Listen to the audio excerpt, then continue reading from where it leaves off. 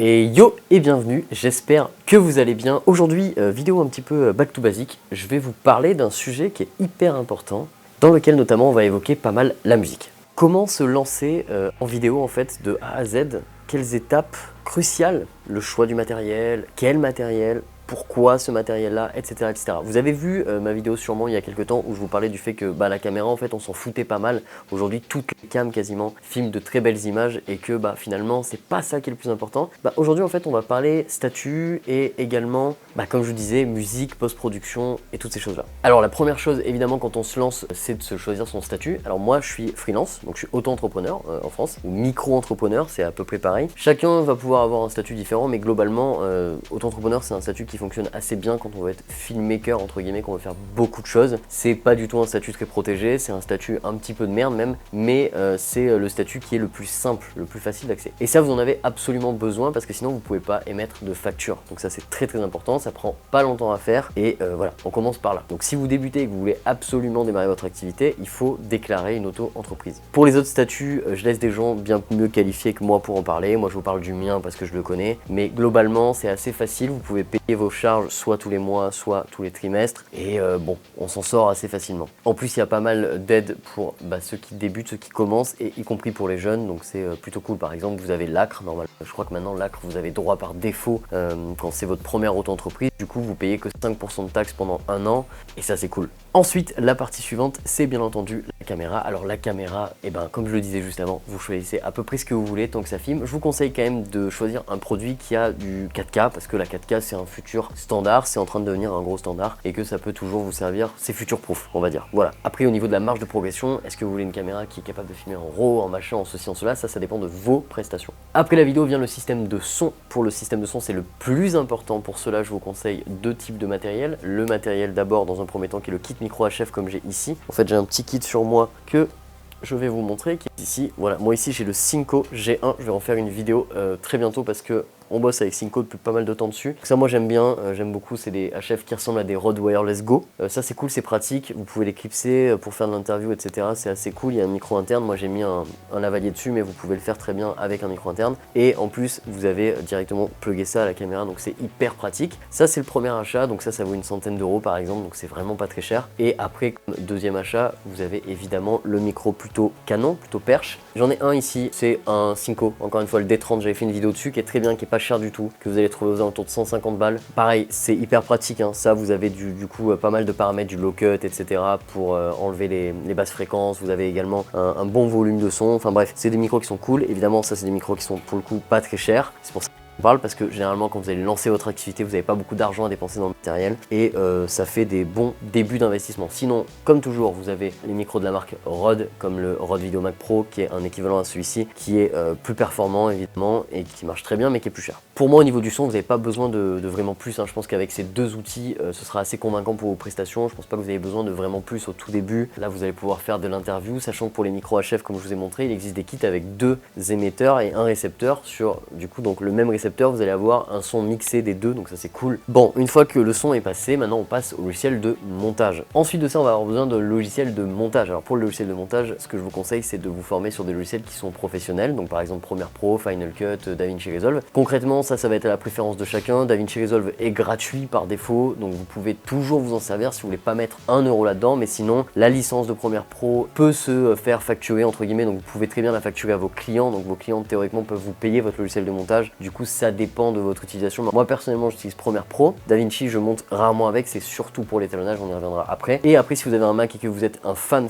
de l'univers Apple, vous pouvez tout à fait bosser avec Final Cut Pro qui est encore évidemment très efficace. Mais à mon goût, il y aura aussi quand même des petites préférences là-dedans. Personnellement je conseillerais toujours Premiere Pro parce que ce qui est bien c'est qu'avec d'autres professionnels vous allez souvent intercommuniquer sur ce logiciel là parce que c'est un des logiciels les plus utilisés. Donc évidemment pour le logiciel de montage, ça ne tient qu'à vous. Après le montage et pendant le montage vient une étape cruciale et c'est de ça que je voulais vous parler et moi je vais vous parler du coup de mon logiciel préféré, ou en tout cas de mon site préféré pour la musique, c'est Epidemic.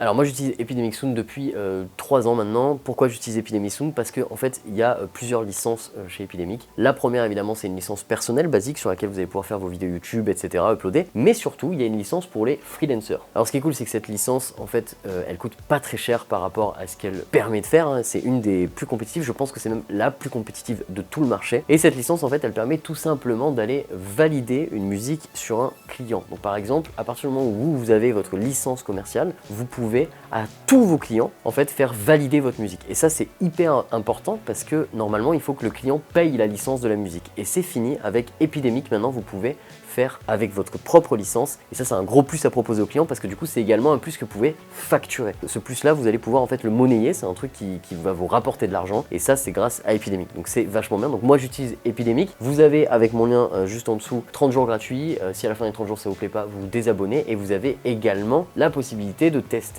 l'offre business. Donc oui, vous allez pouvoir également tester la version business et ça c'est hyper cool. Au niveau des tarots, c'est très simple, la version business elle est à 49 € par mois ou 300 € par an, donc c'est hyper avantageux. Encore une fois, vous pouvez l'inclure dans vos factures, ça c'est un truc que vous pouvez faire payer à vos clients. Ça fait partie de votre prestation alors qu'avant vous ne pouviez pas, enfin en théorie vous pouvez le faire mais vous serez un arnaqueur de le faire parce qu'en théorie vous ne le payez pas, c'est au client de le faire, donc c'est très compliqué à faire passer et c'est très compliqué avec le client à lui expliquer comment il faut faire pour la musique, etc., la licence. Là c'est vous qui vous occupez de tout, vous allez simplement rentrer le lien, cliquez sur valider et c'est terminé. Voilà, encore une fois je vous laisse tout simplement aller voir ça dans la description, n'hésitez pas et puis comme ça vous engage pas à grand chose au final. Si jamais vous voulez pas vous abonner, vous allez quand même avoir l'essai gratuit. Je peux comprendre en fait que pour les freelancers qui commencent ça fasse peut-être une somme, par exemple 49 € par mois, mais encore une fois l'idée est de le faire tout simplement payer dans vos prestations. Alors est-ce que ça marche sur les pubs, est-ce que ça marche sur les pubs digitales, donc sur les sites, est-ce que ça marche sur Instagram, Facebook, etc. Eh bien oui, ça marche sur absolument tout, donc tous les réseaux sociaux,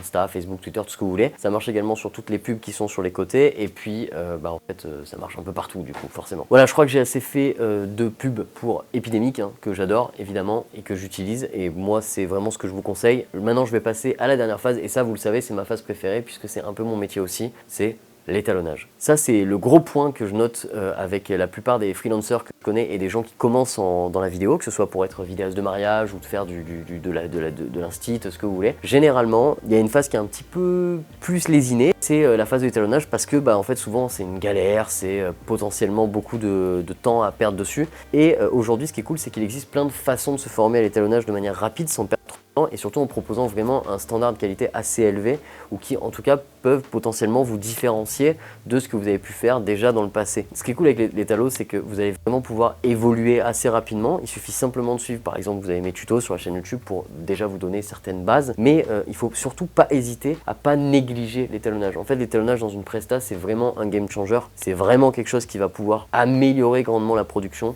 de votre vidéo, peu importe votre client, c'est quelque chose aussi qui est à vendre. Et encore une fois, je vous dis pas de dire, voilà, vous avez tout un temps à perdre et votre client, il va vous faire 28 000 retours sur l'étalonnage. C'est pas ça. L'idée, c'est de vendre une prestation où dedans, il y aura une vidéo qui sera étalonnée. Cet étalo, il est payé et c'est évidemment, si vous le faites vous tout seul, parce que c'est le but, vous êtes freelanceur, vous faites tout de A à Z tout seul, c'est d'avoir une formation de base, un standard, un truc qui vous permet de toucher un petit peu les images pour faire kiffer vos clients et également pour kiffer vos productions. Voilà, je crois que j'ai à peu près fait le tour en fait au niveau de tout cette globalité en fait sur le workflow de A à Z, concrètement du statut au montage final avec la VDF, avec votre étalonnage. Moi, je parlerai pas d'effets spéciaux parce que pour le coup, je pense qu'en tant que freelancer vidéaste, on n'est pas forcément souvent confronté à faire des vrais effets spéciaux, par exemple de la 3D ou des choses comme ça. Mais c'est un gros plus si vous savez faire un peu de motion design parce qu'aujourd'hui c'est énormément demandé. Personnellement, je sais pas du tout en faire. Donc quand j'en ai besoin pour un client, je fais appel à des prestataires, à d'autres freelancers. Et du coup, ça rentre vraiment pas dans mon cadre. Mais bon, voilà, si vous savez le faire, c'est éventuellement